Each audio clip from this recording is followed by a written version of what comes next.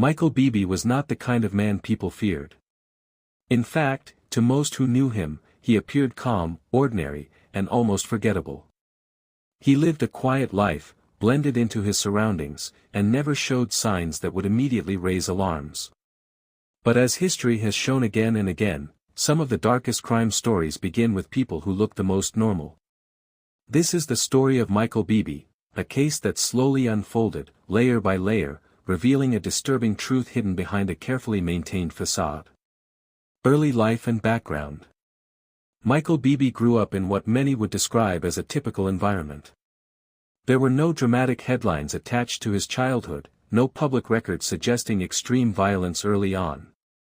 Friends and acquaintances later recalled him as reserved, socially distant, and emotionally closed off. He was not loud. He was not aggressive. He mostly kept to himself. And that, in many ways, is what made him invisible.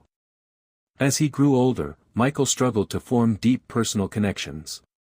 Relationships were short-lived, and co-workers described him as someone who existed on the edge of conversations, present, but never truly involved.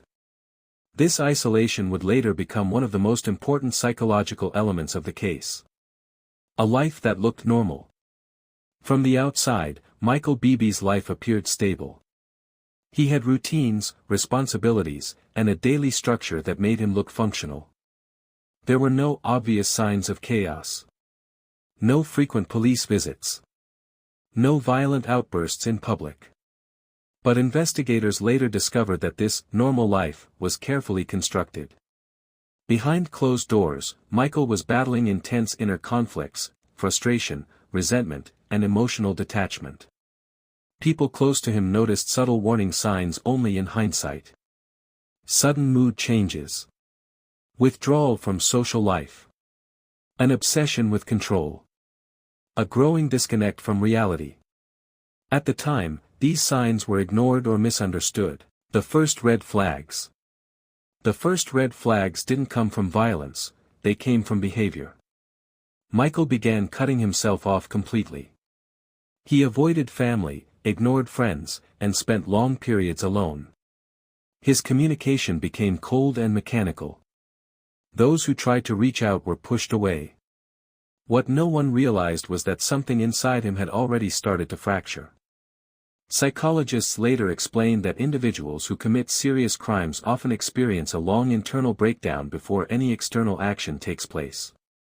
In Michael Beebe's case, this breakdown was silent, and therefore, far more dangerous. A turning point approaches. As pressure built inside him, Michael reached a critical psychological turning point. His thoughts became darker, his sense of empathy weakened, and his perception of consequences faded. This was the phase where the line between thought and action began to blur. Unbeknownst to everyone around him, Michael Beebe was standing at the edge of a... By the time Michael Beebe reached his breaking point, the people around him still believed he was harmless. That belief would soon prove tragically wrong. The mental shift.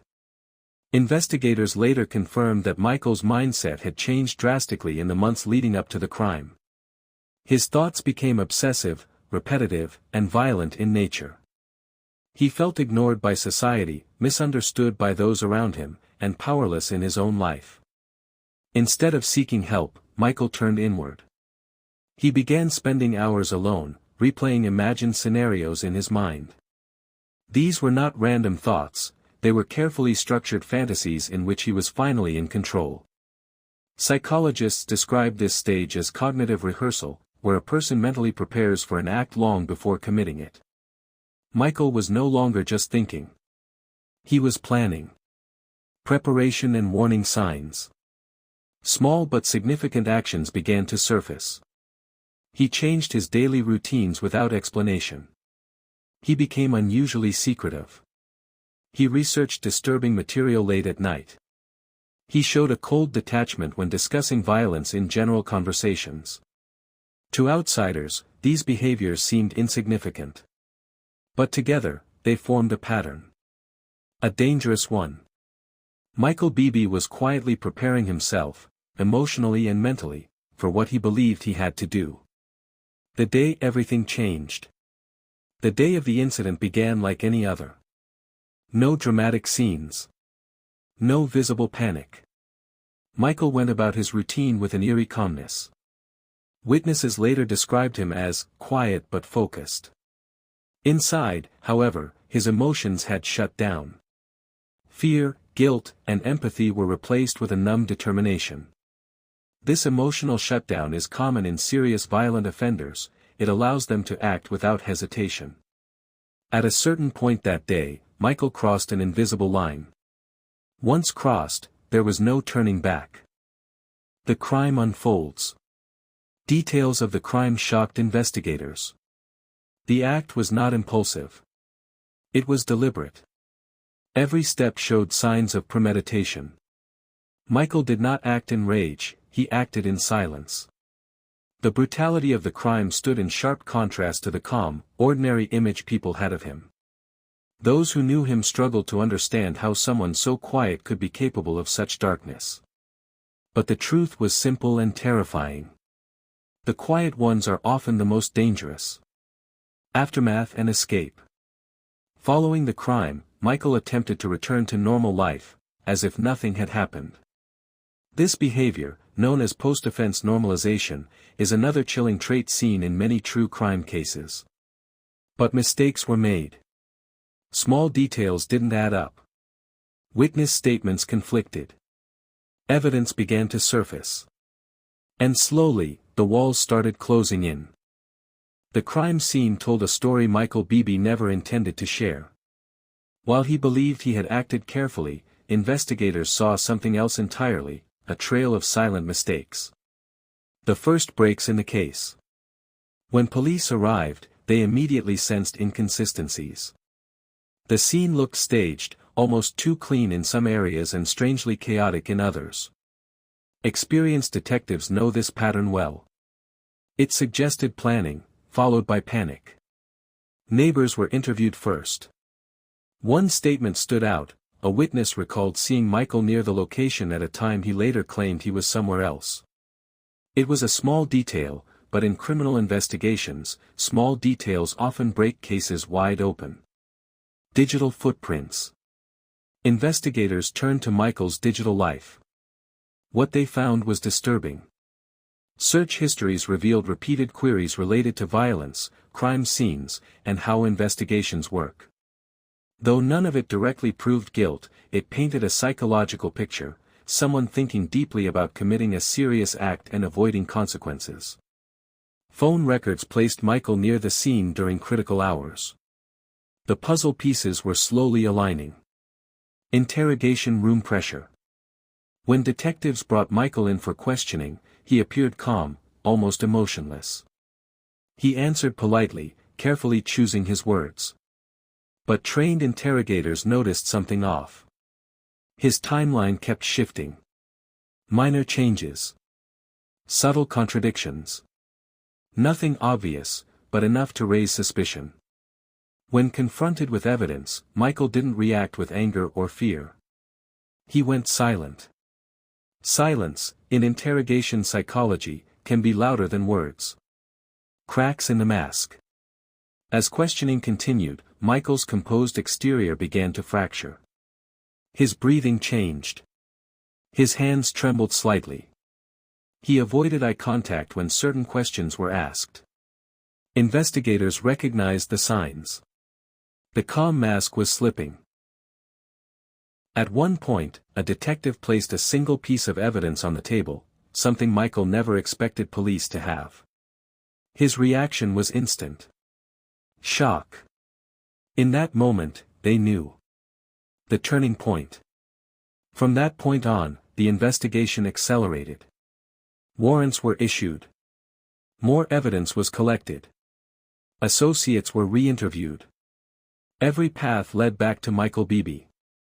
What once seemed like an untraceable crime was now becoming a documented case file, thick with proof, timelines, and expert analysis. Michael was no longer just a person of interest. By the time authorities moved to arrest Michael Beebe, the case against him was no longer circumstantial, it was strategic, layered, and deliberate. The arrest. Michael was taken into custody early in the morning. There were no dramatic scenes, no resistance. He complied quietly, almost as if he had been expecting this moment. When handcuffs closed around his wrists, witnesses later said his expression didn't change. For investigators, that lack of reaction was unsettling. Inside the interrogation. During extended interrogations, Michael maintained his innocence, but the confidence from earlier interviews was gone. Detectives applied psychological pressure, not force, allowing silence and evidence to do the work. At times, Michael spoke in circles. At other moments, he shut down completely.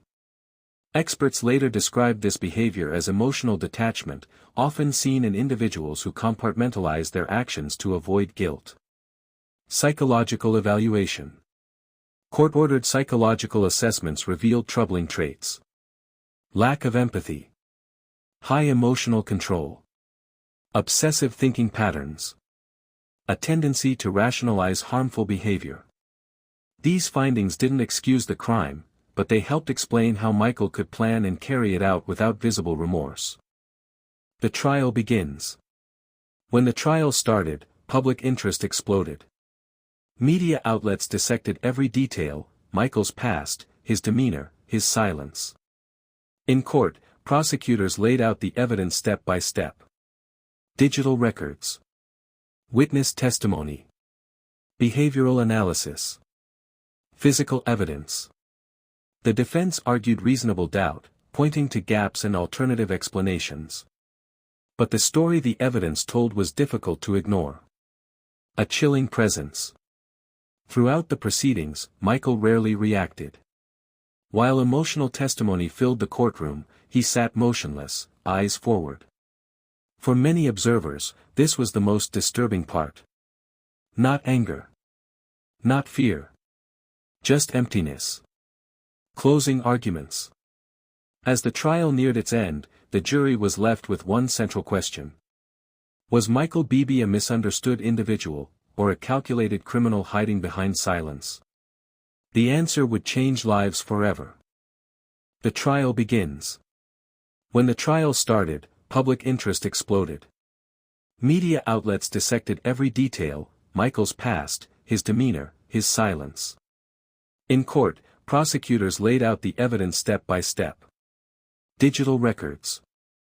Witness testimony. Behavioral analysis. Physical evidence. The defense argued reasonable doubt, pointing to gaps and alternative explanations. But the story the evidence told was difficult to ignore. A chilling presence. Throughout the proceedings, Michael rarely reacted.